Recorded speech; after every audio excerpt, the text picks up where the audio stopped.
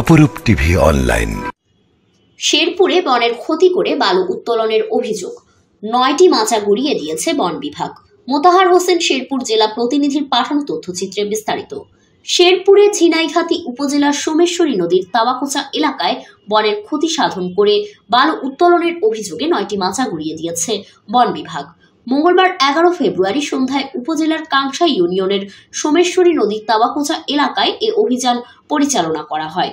বন বিভাগ ও স্থানীয় সূত্রে জানা গেছে, সোমেশ্বরী নদীর তীর ঘেঁষে বন বিভাগের রাংটিয়া ফরেস্ট রেঞ্জের তাওয়াকোচা এলাকা থেকে পাহাড় কেটে বালু উত্তোলন করে আসছিল বালুদস্যুরা।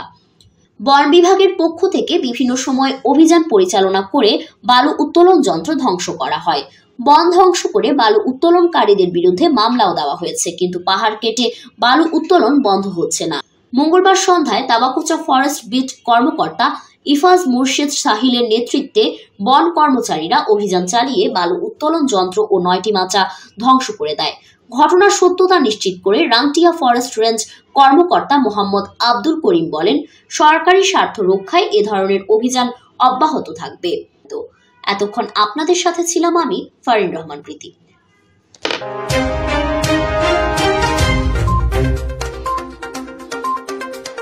অপরূপ টিভি অনলাইন।